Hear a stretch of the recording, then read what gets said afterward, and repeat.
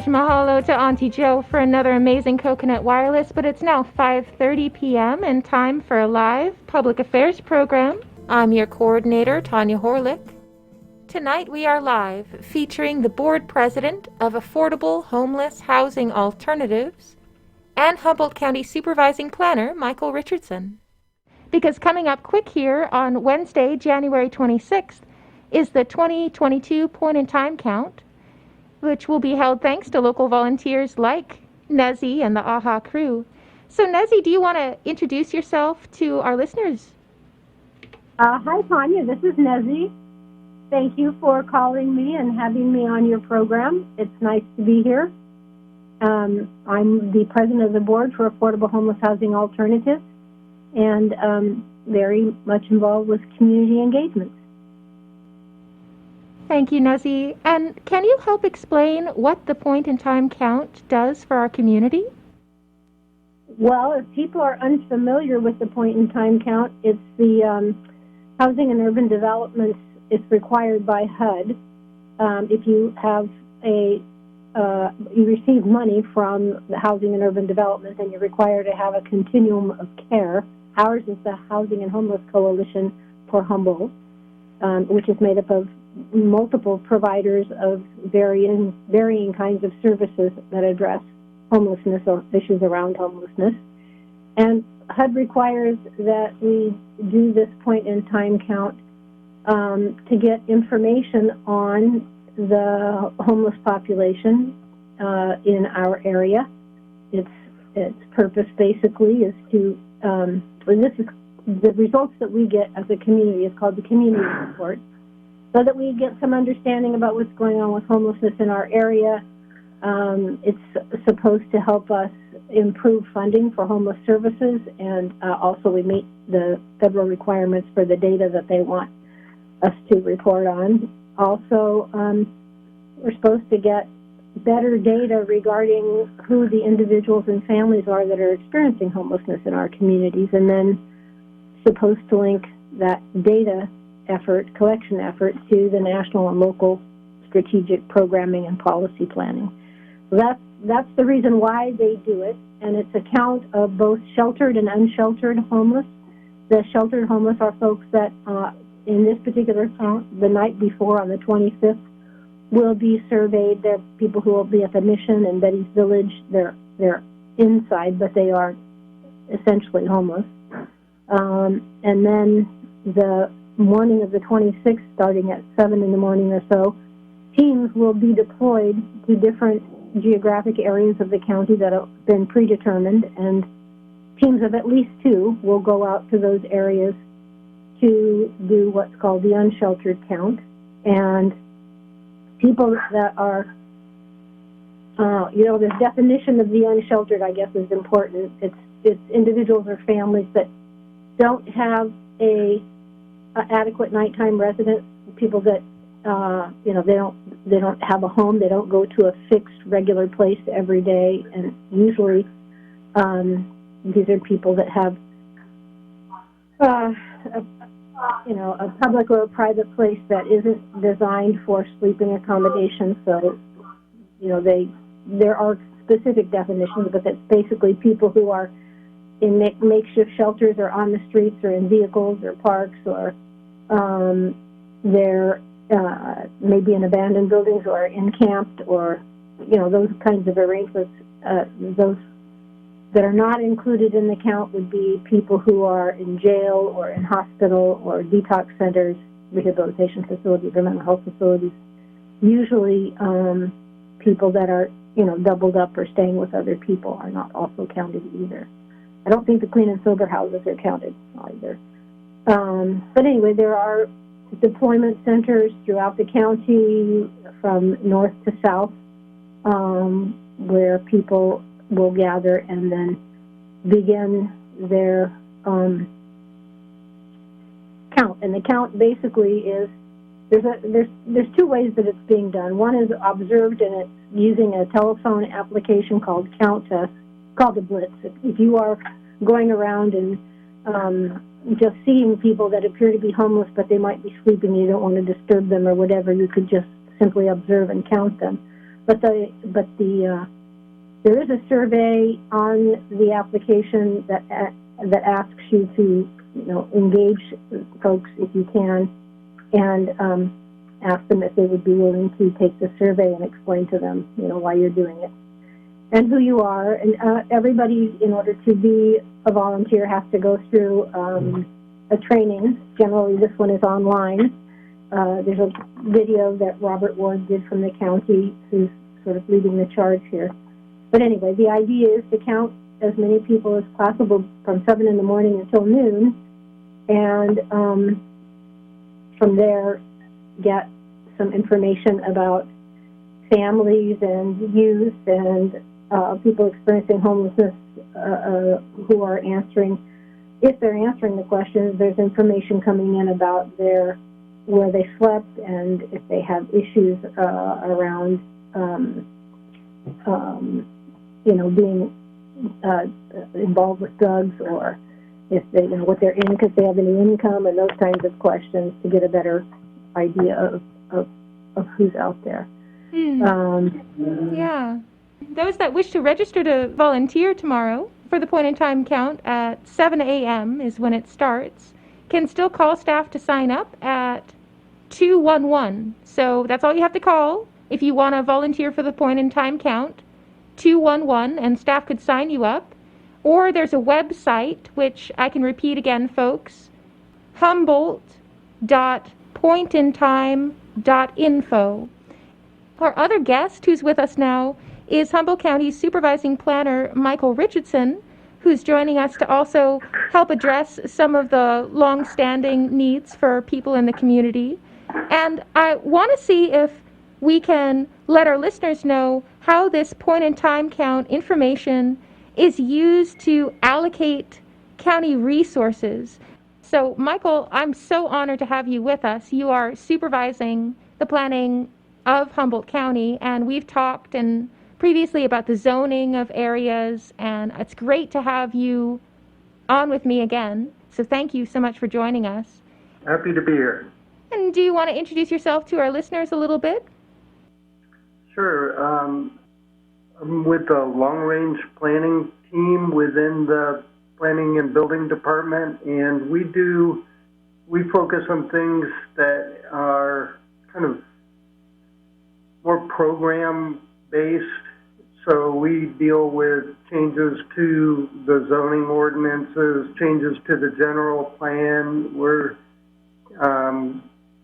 implementing state laws a lot of the times, and so we're involved with a broad range of services that the county takes on, and it's largely through the general plan that we are kind of organizing the work that we do.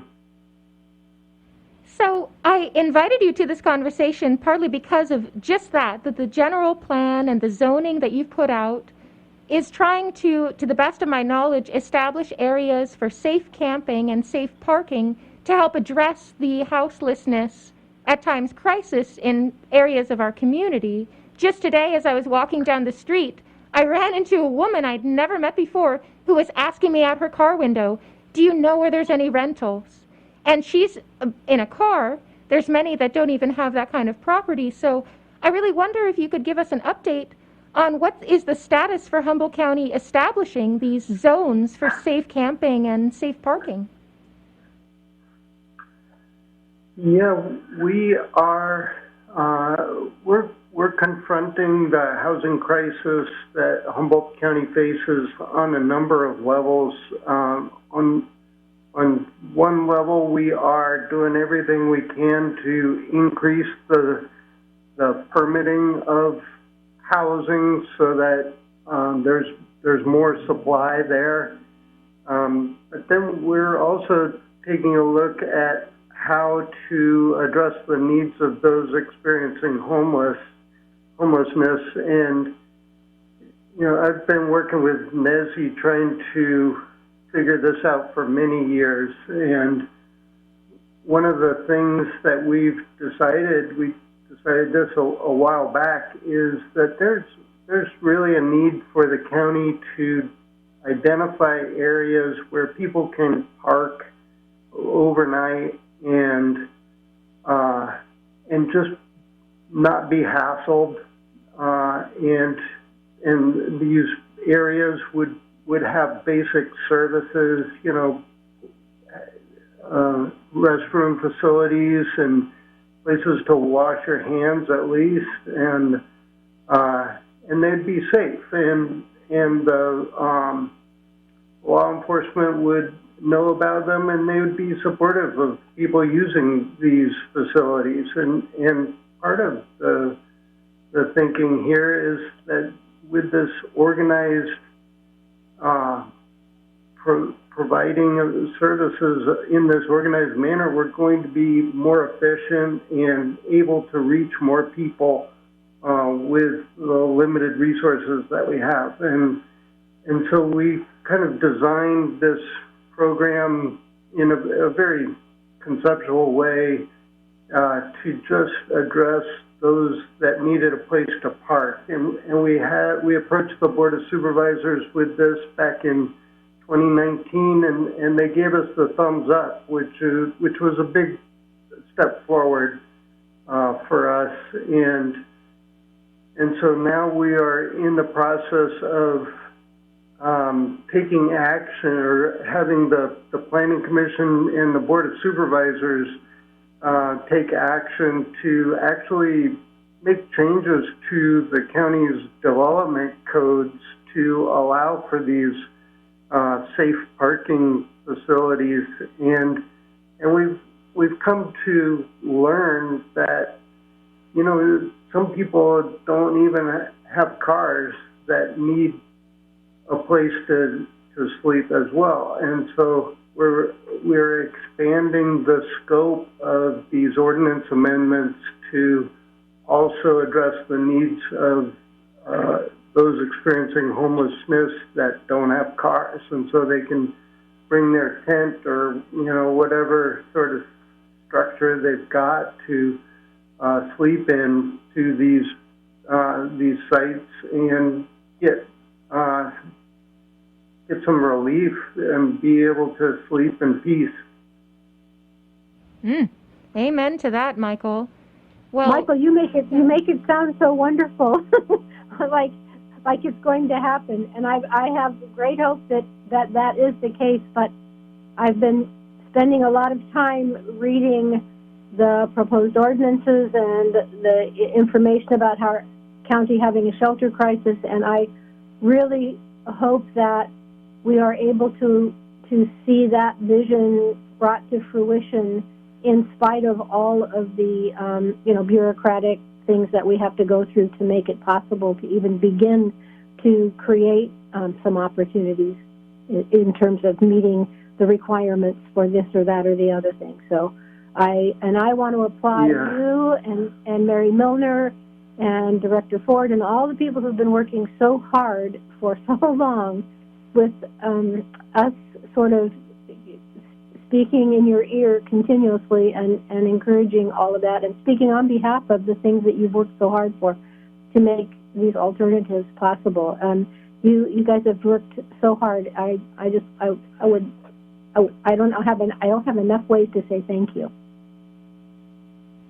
Well, yeah, I'm really honored to be working with you, Nezzy. You're a great inspiration for me and for the whole team that we've got here working on this.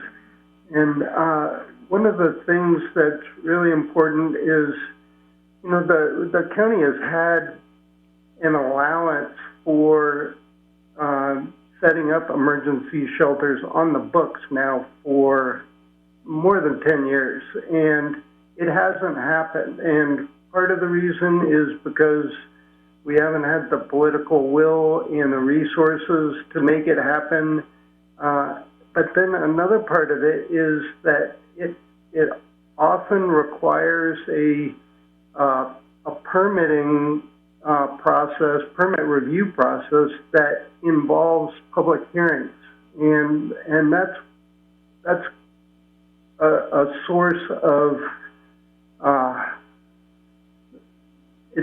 it ends up derailing projects when you have these public hearings because the decision makers are swayed by neighbors that don't want the facility in their backyard, these emergency shelter facilities in their backyards. And we all say that all of the time, and therefore none of these things get built. And one of the things that's happening with this ordinance is we are allowing these facilities to be set up without a requirement for a public hearing, for one.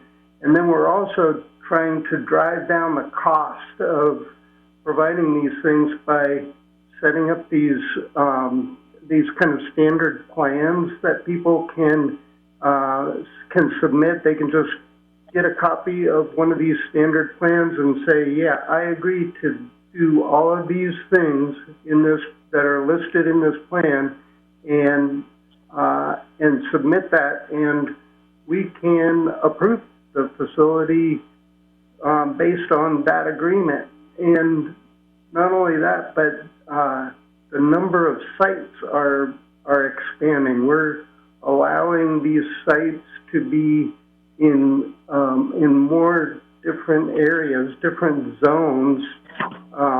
We have this term of zones that that every property in Humboldt County has a certain zone that it fits into.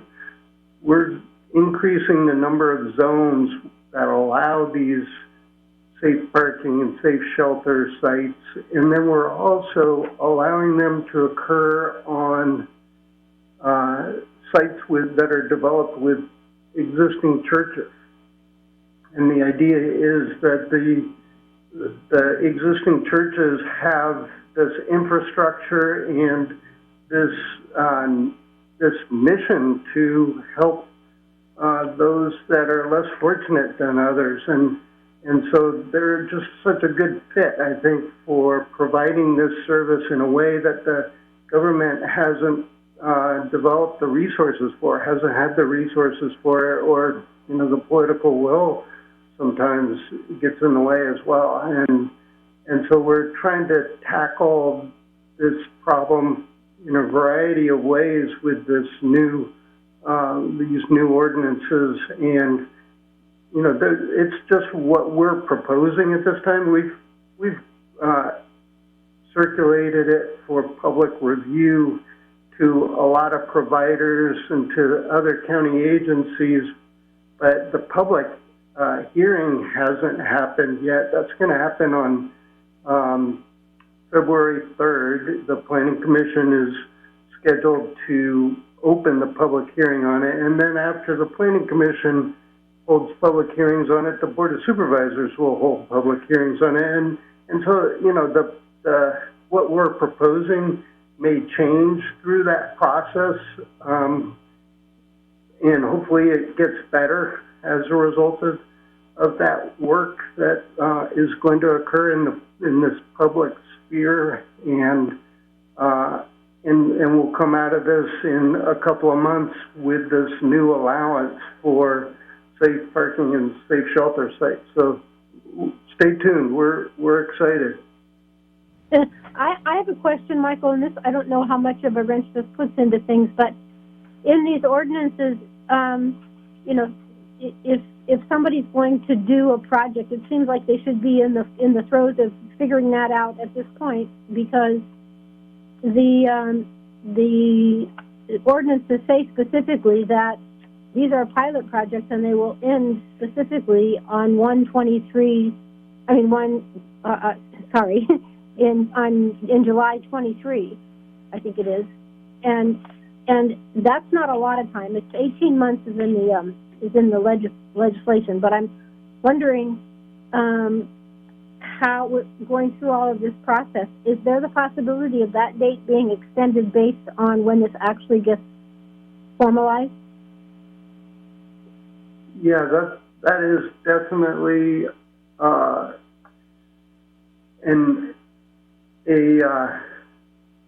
that's at the discretion of the Board of Supervisors. They are the ones that are have agreed to set up this pilot program. It's an 18-month program, like you say, and so that doesn't start. It hasn't started yet, and so whenever the board takes action on it, that's when the 18 months will begin. And one of the alternatives that we're going to be presenting to both the Planning Commission and the Board of Supervisors is, maybe we don't need this to be just a pilot program. Maybe we can just have the Board of Supervisors authorize it and have kind of a feedback loop for them to deauthorize it if it creates more problems than it solves. I know this may not be the appropriate arena, and please feel free to say no, save it for the Planning Commission, but I'm very curious what distinguishes the coastal from the inland ordinance. I know coastal is a huge thing, but it seemed to me also that because the coastal one requires the signing off or certified by the Coastal Commission, and there's also coastal development stuff. How is that compatible with I guess if it turns out not to be a pilot, there's not an issue, but I was just curious about how that process can actually be efficient or effective, and I don't know if you have any thoughts on it. Yeah, the county has these two different areas that have these two different zoning ordinances that apply. We've got the inland areas and then the coastal areas. And so when we are putting forward a proposal like this, we need to have both ordinances modified, both the inland and the coastal. And for the ordinances that occur in the coastal area, the Coastal Commission, the state agency that is called the Coastal Commission, has the ultimate authority to give it a thumbs up or a thumbs down, and they're reviewing the ordinance based on its consistency with the Coastal Act. And the ordinance doesn't take effect until the Coastal Act or the Coastal Commission makes that certification. And so we're going to transmit the ordinance to the Coastal Commission for certification, but that's not going to happen right away. That's going to take months and maybe up to a year before the Coastal Commission signs off on it. And so we'll have this kind of strange regulatory framework where the inland zoning ordinance is teed up, it's ready to go, ready to be used, but the coastal ordinance isn't there yet. And then, a year later, the coastal ordinance will come online, and hopefully the inland ordinance is still in effect, so we can have, comprehensive countywide allowances for these safe parking sites. That's a very interesting thing to grapple with. Yeah, no, all the complexity. Thank you, Michael, for helping describe that as a supervising planner, and you have a real awareness of the zones of all of Humboldt County. It's really a pleasure to have you address these issues and explain some of those bureaucratic steps that it takes. So I'm hearing clearly that if and when the Board of Supervisors decides to establish these zones, then it might be 18 months before it could sunset if it's only optional. You are saying that it could just be an ongoing program. And you also noted that the hearing on these issues with safe camping and safe parking zones being established will be before the Planning Commission on February 3rd, if I heard you correctly, Michael Richardson. I wonder, what is the best way that our listeners can share their comments with your department, or would you recommend that they approach their supervisor? We've got a web page. If you go to humboldtgov.org, that's the county's web page, and then you can just search for safe parking ordinance. And we've got a web page set up that includes Mary Milner's email address, and she's the one that's kind of spearheading this effort. Just a big shout out to her. She's done all the heavy lifting. She really should be the one that you're talking to, but I'm here, so I apologize for that. But nonetheless, she's the one that is going to be taking all of the comments to the Planning Commission and making the presentations and doing all the work, really. Well, thank you, Michael, for being with us, and maybe we can talk with Mary in a future program. Also, Nezzy Wade, the president of AHHA, would be welcome again, and we'll see if we can get our Southern Humboldt housing advocates on the bullhorn then, too. So, Michael, did I hear you correctly that people could just reach out to Mary or look at a project webpage? Yeah, it's the Safe Parking webpage, and Mary Milner is the assigned planner on this project, and her email address is provided on that webpage. Wonderful. Thank you for giving our listeners that option and this background information, Michael. And Nezzy, as you're leading AHHA's movement to support the houseless on the ground, I wanted to see if there's anything you want people to know about if they could volunteer with you or if you need donations to support your nonprofit. Well, absolutely. We would love to have anyone come and volunteer with us. We have committees that people can serve on, our site selection, our projects and proposals. We have a General Assembly committee, which is not meeting now, which has made it extremely difficult for us to stay in contact with the community because we are an all are welcome organization. So we had public meetings once a month that we are not having during COVID. But people can contact us by going to our website, which is www.ahhha.humco or -humco, sorry, ahhha-humco.org, and get lots of information on our shower program if they want to volunteer there.